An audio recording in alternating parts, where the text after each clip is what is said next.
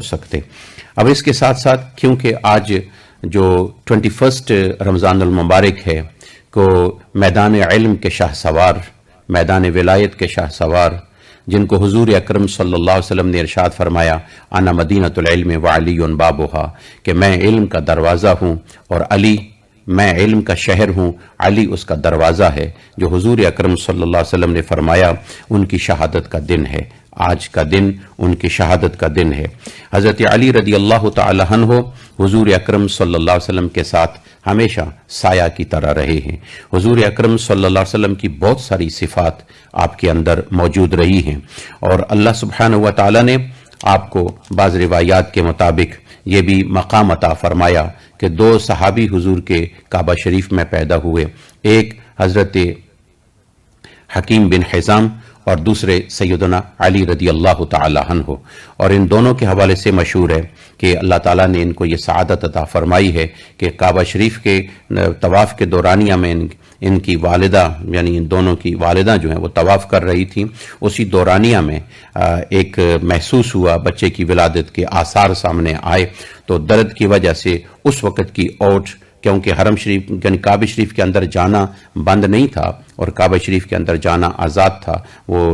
اکثریت سے لوگ آتے جاتے تھے، تو آپ کو بھی اندر داخل کیا گیا، تو اللہ سبحانہ و تعالیٰ نے ان دونوں شخصیات کی ولادت کو وہاں پہ فرمایا۔ اور اس کے ساتھ ساتھ ایک اور چیز یہ بھی ہے، بعض علماء نے یہ بھی کہا ہے کہ ولدہ فی شعب ابی طالب، کہ آپ اپنے والد گرامی کے گھر میں جس شعب ابی طالب میں وہیں پہ پیدا ہوئے۔ بہرحال جس طرح بھی کہ سلسلہ ہے، لیکن ایک مقام ہے، کعبے کی ولادت کے اندر سے کوئی مقام نہیں ملتا، وہاں کعبے کا طواف کرنے والا ہو، اصل مقام حضور اکرم صلی اللہ علیہ وسلم کی نسبت کا مقام ہے، ایمان کا مقام ہے۔ لہٰذا آج بھی اگر کوئی خاتون وہاں وہ اس حالت میں ہو اور حرم میں اس کا بچہ پیدا ہو جائے، جس طرح کے بعض لوگ بچے ہوتے ہیں وہ کوئی حج والے دن پیدا ہو جاتا ہے، کوئی 12 ربیع الاول کو پیدا ہو جاتا ہے، کوئی 27 رمضان المبارک کو پیدا ہو جاتا ہے، تو اصل برکات، دنوں کی برکات ضرور ہیں، مہینوں کی بھی برکات ہیں، جگہوں کی برکات ہیں، لیکن اصل برکت ایمان کی ہوتی ہے۔ ایمان ہوگا تو یہ ساری برکات موجود ہوں گی۔ حضور اکرم صلی اللہ علیہ وسلم نے حضرت علی کو اپنی کفالت میں لیا،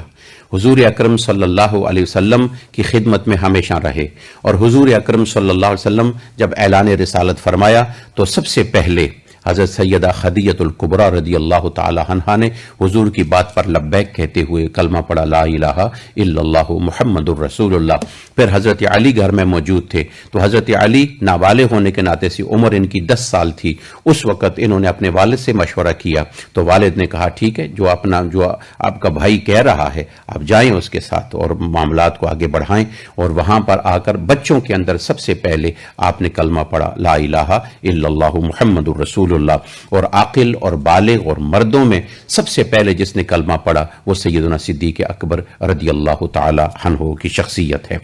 آپ حضور اکرم صلی اللہ علیہ وسلم کی کفالت میں رہے، اور حضور نے ان کو اپنے بستر پر جس وقت ہجرت کی رات میں لٹایا، اس لیے کہ آپ نے تم نے امانتیں لوٹانی ہیں۔ حضور امین تھے، حضور کے پاس مکہ والوں کی بہت ساری امانتیں تھیں، اور یہ امانتیں ان کے سپرد کی گئیں کہ تاکہ، اور حضور نے اپنے ساتھ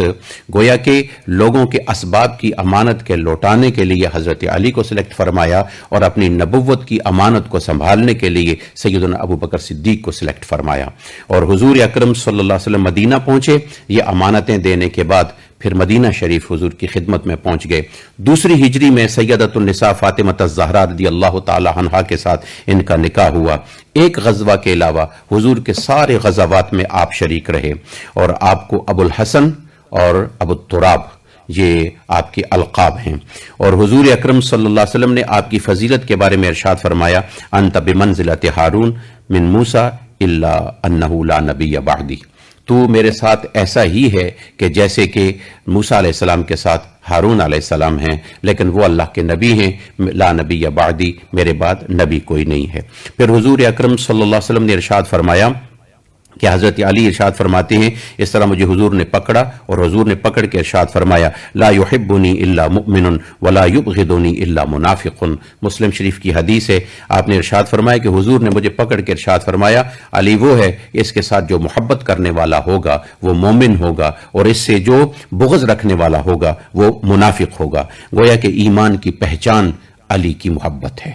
ہمیشہ یاد رکھیں حضور اکرم صلی اللہ علیہ وسلم کے ساتھ ان کی بہت نسبتیں موجود ہیں اور وہ نسبت کہ جو حضرت علی کی ہے وہ کسی اور صحابی کو نہیں، جیسے کہ حضور اکرم صلی اللہ علیہ وسلم نے ان کو جن مقامات سے نوازا ہے. اور اس کے بعد حب علی ایمان کی نشانی قرار دے دیا گیا. اور یہاں پر کیوں قرار دیا گیا؟ اس لیے کہ حضور اکرم صلی اللہ علیہ وآلہ وبارک وسلم نے ارشاد فرمایا انت اخی فی الدنیا والآخرہ، تو دنیا اور آخرت میں میرا بھائی ہے. ترمذی شریف کی حدیث ہے. مسند امام احمد بن حنبل میں ہے من سب علیا فقد سبنی، کہ جس شخص نے علی کو گالی دی یعنی علی کے خاندان کو گالی دی، علی کی فیملی کو گالی دی، فقد سبنی، اس نے گویا کہ مجھے نقصان پہنچایا، مجھے گالی دی، میری گستاخی کی ہے. حضور اکرم صلی اللہ علیہ وسلم نے ارشاد فرمایا انا مدینۃ العلم وعلی بابها.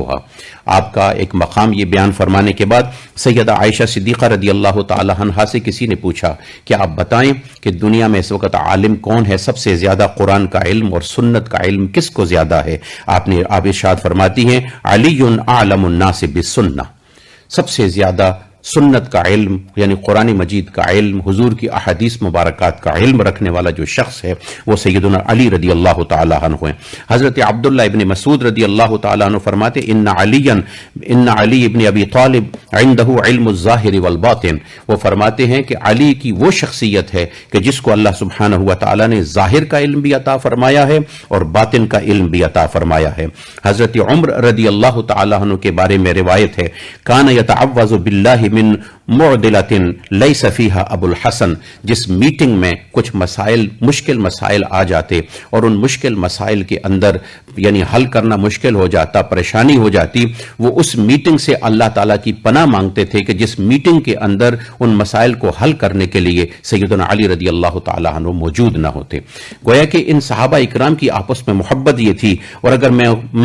شارٹ کٹ میں یہ کہوں کہ خلافت ابو بکر صدیق ہو یا خلافت عمر ہو یا خلافت عثمان ہو، اس کا مین علمی پلر جو تھا، جو فیصلے کرنے والا شخصیت جو تھی، جو بحیثیت قاضی القضات تھے، وہ سیدنا علی المرتضی رضی اللہ تعالی عنہ تھے. پھر اس کے بعد آج ہم جتنے علماء جتنے بنتے ہیں، آج جتنا یہ دین پر احسان ہے، آج کتابیں لکھی جا رہی ہیں، یہ نحو کی کتابیں، یہ تفسیر کی کتابیں، یہ حدیث کی کتابیں، یہ ساری چیزیں، یہ لینگویج کی کتابیں جتنی بھی لکھی جا رہی ہیں، یہ ایک زبان کا ایک گرامر ہوتی ہے. اس گرامر کو نہ پڑھا جائے تو انسان سمجھ نہیں سکتا. اور اس گرامر یعنی صرف و نحو کے موجد بنیادی قواعد بنانے والے سیدنا علی رضی اللہ تعالی عنہ ہیں. آپ کا بہت بڑا مقام ہے.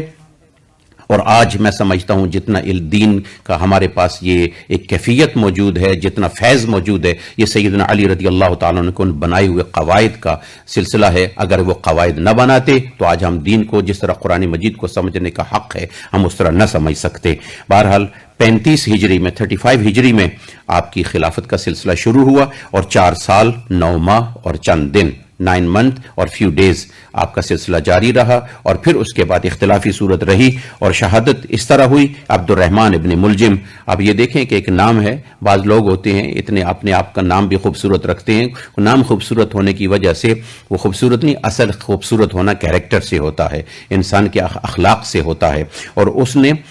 حضرت علی رضی اللہ تعالی عنہ پر صبح کی نماز میں حملہ کیا 18 رمضان المبارک کو، اور آپ چند دن بیمار رہے اور اسی زخم میں رہے. اور 21 رمضان المبارک کو آپ کو اللہ تعالیٰ نے شہادت عطا فرمائی. اور آج 21 رمضان المبارک ہے 40 ہجری میں. اللہ سبحانہ و تعالیٰ آپ کی اس دینی خدمات کو قبول و منظور فرمائے. سیدنا امام حسن رضی اللہ تعالی عنہ نے آپ کی نماز جنازہ کی امامت فرمائی اور آپ کی عمر 63 ایئرز رہی ہے. گویا کہ یوں سمجھا جائے کہ سیدنا علی رضی اللہ تعالی عنہ حضور اکرم صلی اللہ علیہ وسلم کی فیملی کے وہ فرد ہیں کہ جن کو حضور نے اپنے علم سے نوازا، حضور اکرم صلی اللہ علیہ وسلم نے حکمتوں سے نوازا. کئی مسائل ایسے ہیں جو سیدنا علی رضی اللہ تعالی عنہ نے مسائل حل فرمائے۔ اللہ سبحانہ و تعالی ہمیں ان شخصیات کو ہمیشہ اپنی دعاؤں میں یاد رکھنے کی توفیق عطا فرما کے اللہ سبحانہ و تعالی ہمیں ان کے بنائے ہوئے قوانین اور ضوابط اور ان کی جو آپس میں محبتیں تھیں اس کے مطابق ہمیں عمل کرنے کی توفیق عطا فرمائے۔ آج کل ہم لوگ ایک کی محبت دوسرے کے بغض کے لیے کرتے ہیں، اس کی محبت اس کے بغض کے لیے نہیں۔ صحابہ اکرام کی محبت، حضور نے فرمایا کل معدول، یہ سارے کے سارے میرے اپنے صحابی اصحابی کا نجوم، ان کی مثال ستاروں کی طرح ہے، جس کے ساتھ بھی تم قریب ہوگے تم روشنی حاصل کر لوگے۔ ان اللہ و ملائکتہ یصلون علی النبی یا ایھا الذین آمنوا صلوا علیہ وسلموا تسلیما اللهم صل وسلم وبارک علی سیدنا مولانا محمد النبی الامی وعلی آلہ وصحبہ اجمعین۔ اللهم انصر الاسلام والمسلمین، اللهم أيد الاسلام والمسلمین، اللهم اعز الاسلام والمسلمین، اللهم احفظنا فإنك انت خیر الحافظین، واهدنا ونجنا من القوم الظالمین۔ ان اللہ یأمر بالعدل والإحسان وإیتاء ذی القربى وینہی عن الفحشاء والمنکر والبغی یعظکم لعلکم تذکرون، ولذکر اللہ تعالی اعلی واولی واعز وجل واتم واہم واعظم واکبر واللہ یعلم ما تصنعون۔ سبحانک اللہم